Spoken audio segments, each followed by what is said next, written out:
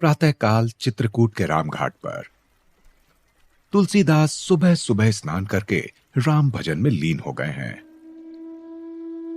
हारिए ना हिम्मत, हारिए ना हिम्मत, बिसारिए ना राम, जैसा जिसका काम पाता वैसे दाम, तू क्यों सोचे बंदे सबकी सोचे राम। भजन समाप्त करके जैसे ही तुलसीदास ने अपनी आंखें खोली, उनके सामने हनुमान जी राम भजन में लीन तुलसीदास के सुर से सुर मिला रहे हैं। जैसा जिसका काम पाता वैसे दाम, तू क्यों सोचे बंदे सबकी सोचे राम। अंत में जय श्री राम का जयकारा लगाते हुए हनुमान जी ने अपने नेत्र खोल दिए और उनके अधरों पर वही जग प्रसिद्ध मृदु मुस्कान नजर आने लगी। हनुमान जी को मुस्कुराता देख तुलसीदास भी मुस्कुराते हुए हनुमान जी के चरणों की वंदना करते हुए बोल पड़े, प्रभु, हमारे नयन आपके चरणों की ही प्रतीक्षा कर रहे थे। हनुमान जी ने मुस्कुराते हुए कहा, तुलसी, हम जानते हैं आप क्यों प्रतीक्षा कर रहे हैं हमारी। इस पर तुलसीदास जी ने कहा, आप तो स्वयं अंतर्यामी हैं प्रभु, आपसे कहां कोई बात छुपी रह सकती है। तुलसीदास के इस बात पर हनुमान जी ने मुस्कुराते हुए कहा, यह सब तो हमारे प्रभु श्री राम की लीला है। उनकी इच्छा के बिना इस समस्त संसार में कुछ भी नहीं होता। आप यहां राम घाट में उपस्थित हैं, यह भी प्रभु श्री राम की ही लीला है। हनुमान जी के इस बात पर तुलसीदास जी उनके चरणों में नतमस्तक हो गए। वहीं हनुमान जी ने जय श्री राम का नाम लेकर अपनी कथा को आगे कहना शुरू किया और हनुमान जी के कथा शुरू करते ही वही दिव्य आभा पुनः एक बार वहां के वातावरण को अपनी रोशनी से भरने लगी और तुलसीदास उस रमणीय आभा में खो गए। कैलाश पर्वत पर महादेव अपने डमरू के साथ तांडव कर रहे हैं, परंतु उनका यह तांडव विनाश का प्रतीक नहीं, अपितु नव निर्माण के लिए है। इस समय उनके मुख पर एक विशेष प्रकार की मृदु मुस्कान छाई हुई है एवं उनके ललाट के त्रिपुंड से एक अलग ऊर्जा प्रस्फुटित हो रही है। ये ऊर्जा एक नव निर्माण का प्रतीक है। वहीं जब महादेव का तांडव रुकता है, तब तक भगवान विष्णु और ब्रह्मदेव कैलाश पर्वत पहुंच जाते हैं और महादेव को प्रणाम करते हैं। प्रणाम महादेव। महादेव अपने समक्ष भगवान विष्णु और ब्रह्मदेव को देखकर मंद मंद मुस्कुराने लगते हैं। भगवान विष्णु आगे कहते हैं, महादेव, आपके सभी अवतारों ने इस संपूर्ण सृष्टि में एक नया मापदंड स्थापित किया है, किंतु अब समय है आपके 11वें और आपके सबसे पराक्रमी अवतार का, जो शक्ति के साथ साथ भक्ति का नया अध्याय लिखेंगे। भगवान विष्णु के इतना कहते ही महादेव अपने नेत्रों को ध्यान की मुद्रा में बंद कर लेते हैं और जैसे ही वे पुनः अपने नेत्रों को खोलते हैं, वहां सामने अगले ही क्षण एक बलशाली एवं प्रभावशाली दिव्य आकृति उभरने लगती है। यह दिव्य आकृति ही है महादेव का 11वां अवतार, जो आगे चलकर श्री राम के परम भक्त हनुमान के नाम से जाने जाएंगे। उस आकृति को देखकर स्वयं भगवान विष्णु और ब्रह्मदेव भी उन्हें प्रणाम करते हैं। वहीं माता पार्वती थोड़ी दूर से उस दिव्य आकृति को देखकर कहती है, तो ये है स्वामी की लीला। वहीं महादेव भगवान विष्णु से कहते हैं, प्रभु, आपके राम अवतार में हमारे 11वें रुद्र अवतार, जो आगे चलकर हनुमान कहलाएंगे, आपके परम भक्त बनेंगे। मृदु मुस्कान के साथ आगे महादेव ने कहा, हमारी ये भेंट स्वीकार कीजिए प्रभु। एक तेजस्वी मुस्कान के साथ भगवान विष्णु ने महादेव की ये भेंट स्वीकार कर ली आगे महादेव ने उस दिव्य आकृति की ओर संकेत करते हुए कहा, प्रभु, अवतार चाहे हमारा हो, परंतु भक्ति तो हम आप ही की करेंगे। क्या आपने इस परम भक्त की अलौकिक यात्रा के विषय में कुछ सोच रखा है? इस पर भगवान विष्णु ने ब्रह्मदेव की ओर देखते हुए महादेव से कहा, महादेव, जब ब्रह्मदेव स्वयं यहां उपस्थित हैं, तो फिर हमें चिंता करने की क्या आवश्यकता है? वहीं भगवान विष्णु की बात सुनकर ब्रह्मदेव ने कहा, अवश्य प्रभु, हम लिखते हैं इस अवतार का भाग्य, परंतु स्वयं ब्रह्मदेव भी उस अवतार का भाग्य नहीं लिख पाते हैं। अपने कार्य में पहली बार असफल होते हुए ब्रह्मदेव ने असहाय होकर कहा, हम इस अवतार का भाग्य नहीं लिख पा रहे हैं प्रभु। वहीं महादेव ब्रह्मदेव की बात पर मुस्कुरा रहे हैं और भगवान विष्णु की ओर ही देख रहे हैं। आगे ब्रह्मदेव ने संकोचवश कहा, यदि हम इस अवतार का भाग्य नहीं लिख सके तो ये सृष्टि के सभी नियमों से परे होगा प्रभु।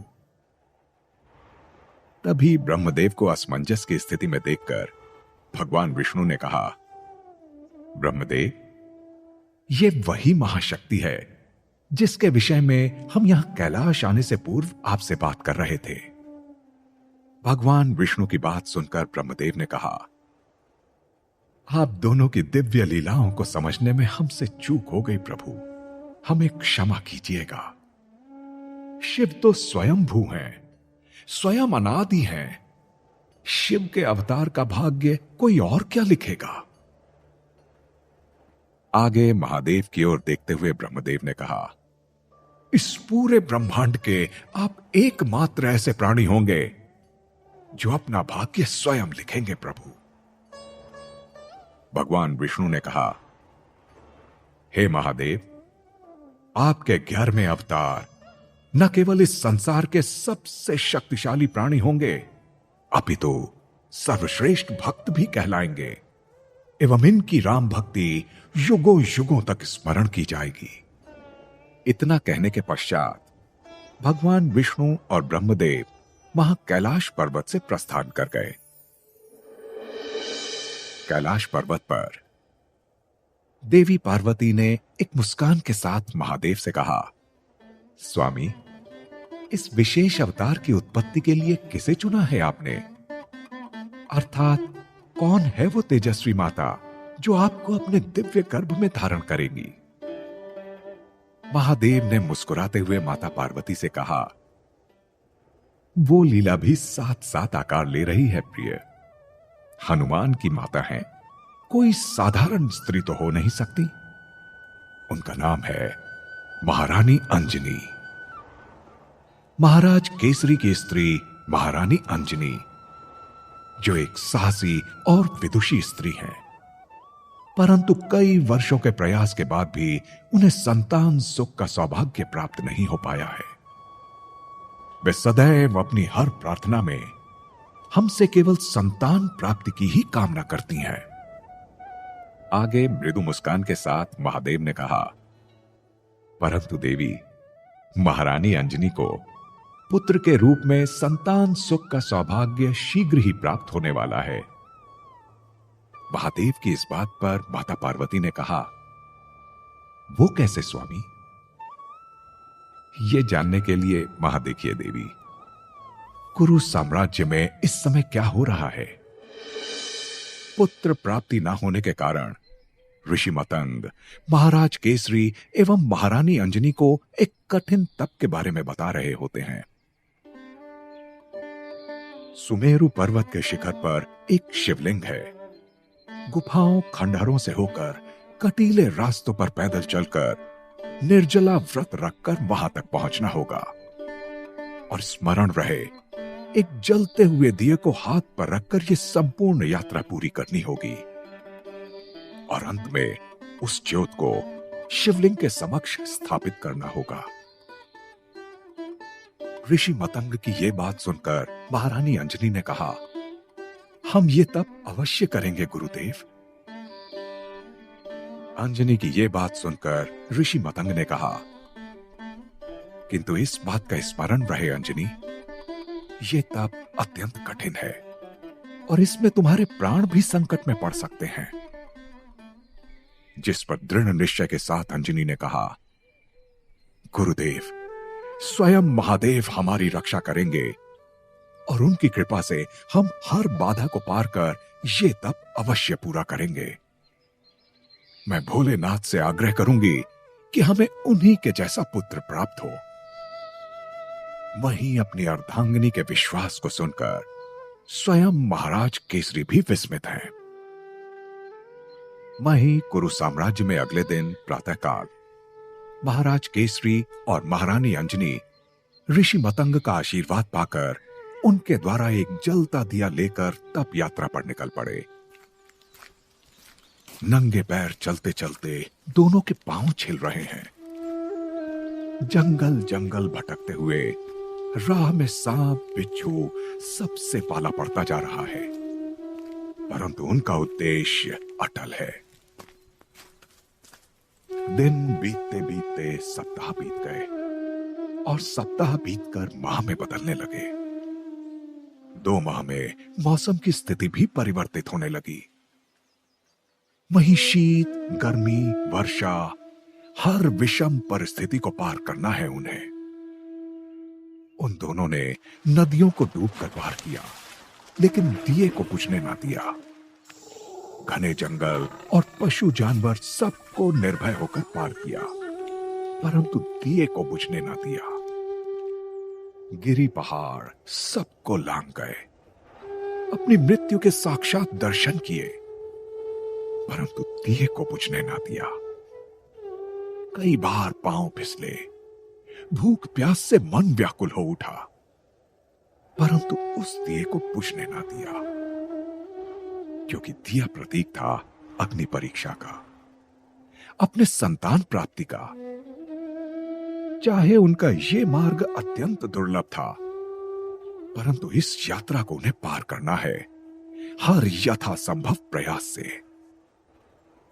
और अंत में कई माह बीतने के पश्चात इस असंभव से दिख पड़ने वाले तप को पूरा करते हुए महाराज केसरी और महारानी अंजनी दोनों सुमेरु पर्वत पहुंच गए।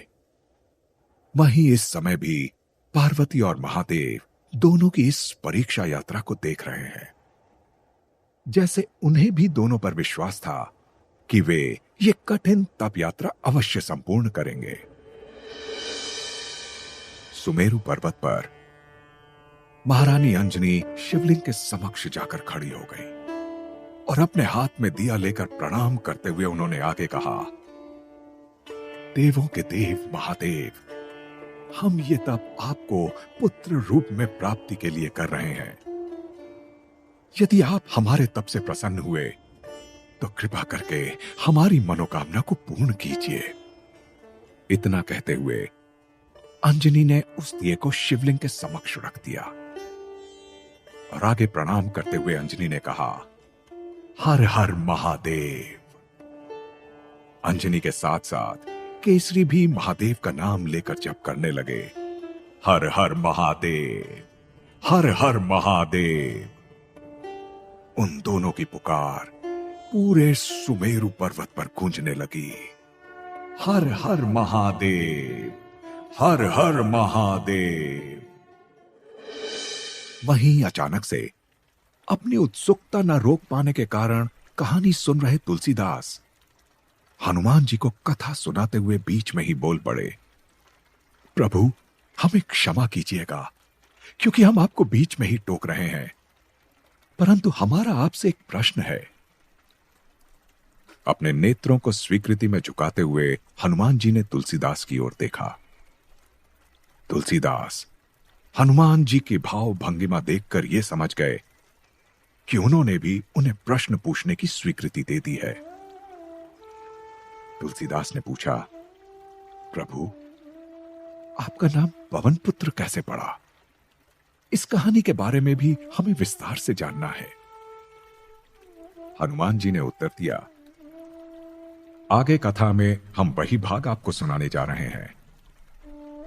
एक भक्तिमयी मुस्कान के साथ तुलसीदास ने कहा, जी प्रभु। इसके पश्चात हनुमान जी ने कथा पुनः प्रारंभ कर दी। कैलाश पर्वत पर माता पार्वती ने महादेव से कहा, ऐसी दृढ़ता, ऐसा वात्सल्य बहुत दुर्लभ ही देखा है मैंने।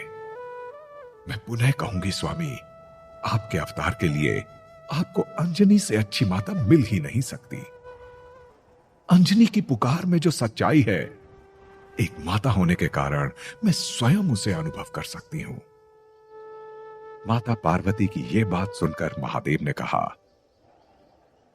यदि भक्त अंतर मन से पुकारेगा तो भगवान को तो सुनना ही होगा। इस लीला का अगला चरण है इस ज्योत पुंज को माता अंजनी के गर्भ में स्थापित करना। पवन देव इस समय वायु की गति से समक्ष धरती पर, समक्ष आकाश पथ पर बिना थके बिना हारे एक के बाद एक चक्कर काटते जा रहे हैं। उनकी गति इतनी तीव्र और अद्वितीय है कि इस संपूर्ण संसार में कोई भी उनका सानी नहीं है। लेकिन कोई है जो उनके जितना ही तीव्र है उतना ही अद्वितीय। नभ पथ से विचरण कर रहे पवन देव अपने समक्ष से तीव्र गति से एक ज्योति पुंज को जाता देख विस्मित रह गए और चकित होकर उन्होंने स्वयं से कहा, यह क्या वस्तु है जिसकी गति हमारे समान है। और इतना कहकर वे उस ज्योत पुंज का अनुसरण करने लगे, परंतु वे तब भी उस ज्योत पुंज का तात्पर्य समझ नहीं पा रहे हैं कि ये वस्तु आखिर है क्या। तभी उनके विस्मय को हरते हुए ब्रह्मदेव पवन देव के समक्ष उपस्थित हुए। वहीं ब्रह्मदेव को प्रणाम करते हुए पवन देव ने कहा, प्रणाम ब्रह्मदेव। वहीं ब्रह्मदेव ने प्रणाम करते हुए कहा, पवन देव, अंजनी और केसरी पुत्र प्राप्ति के लिए महादेव की घोर तपस्या कर रहे हैं और महादेव ने उनकी प्रार्थना स्वीकार कर ली है। आप वानरों के कुल देवता हैं पवन देव, और आप इस ज्योत पुंज को अपने वायु वेग से देवी अंजनी के गर्भ में स्थापित कर दें। यह सुनकर पवन देव ने आगे कहा, उचित है प्रभु, हम अवश्य ये पावन कार्य करेंगे।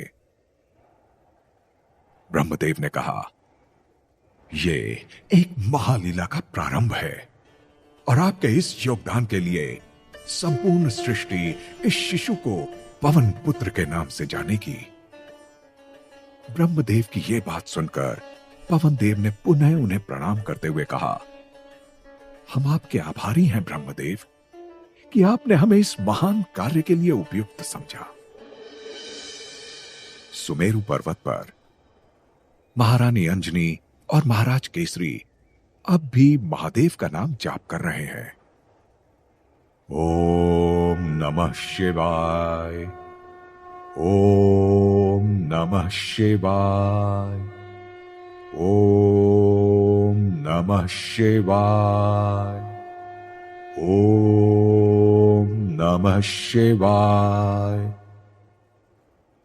अभी दोनों महादेव का नाम उच्चारण कर ही रहे होते हैं कि इतनी देर में आकाश में एक तीव्र हलचल होने लगती है। एकाएक संपूर्ण आकाश में रोशनी की तेज घटा नजर आने लगती है और वहां तीव्र वेग से हवाएं चलने लगती हैं। रोशनी और तीव्र हवाओं के कारण महारानी अंजनी और महाराज केसरी को कुछ भी समझ में नहीं आता और उनकी आंखें तेज प्रज्वलित रोशनी के कारण स्वयं बंद हो जाती हैं। तभी पवन देव वायु वेग से आकाश में आकर अंजनी के गर्भ में उस दिव्य ज्योत पुंज को समाहित कर देते हैं जो स्वयं महादेव का अवतार है। और अगले एक क्षण एक तीव्र प्रकाश अंजनी के गर्भ में समा जाता है। वहीं इस घटना का अनुभव स्वयं अंजनी भी कर पाती है, क्योंकि यह कोई साधारण क्रिया नहीं है। और अपने स्वामी की ओर मुस्कुराकर देखते हुए महारानी अंजनी कहती हैं, स्वामी, महादेव ने हमारी सुन ली। वहीं ब्रह्मा, विष्णु और महेश अंजनी को अपने लोक से आशीर्वाद देते हैं और इस कार्य में संपूर्ण प्रकृति भी जैसे मुस्कुरा रही है। चारों ओर खुशियों का जैसे अंबार लग चुका है। सभी पशु, पक्षी, जानवर सब लोग खुश हैं और सब झूम झूम कर नाच रहे हैं, अपनी अपनी तरफ से इस खुशी को मना रहे हैं। वहीं महाराज केसरी प्रफुल्लित होकर महारानी अंजनी को अपने हृदय से लगा लेते हैं। परंतु जहां सभी खुश हैं, वहीं कोई ऐसा भी है जो इस पवित्र कार्य में विघ्न डालना चाहता है, जो नहीं चाहता है कि हनुमान का जन्म हो। इतना कहते ही हनुमान जी ने अपनी कथा को समाप्त कर दिया। परंतु तुलसीदास इतनी आसानी से हनुमान जी का पीछा नहीं छोड़ने वाले थे। उन्होंने हनुमान जी की राह रोकते हुए कहा, प्रभु, कौन था वो दुस्साहसी जो आपको जन्म लेने देना नहीं चाहता था? हनुमान जी ने आगे मुस्कुराते हुए कहा, इस कथा को हम आगे कल सुनाएंगे। आप पुनः कल आइएगा तुलसी इस रामघाट पर, इसी कथा में। और इतना कहकर हनुमान जी अंतर्ध्यान हो जाते हैं और तुलसी हनुमान जी के वहां से जाते ही उनकी चरण धूलि को अपने माथे पर आशीर्वाद के रूप में लगा लेते हैं। तो आगे क्या होगा इस कथा में?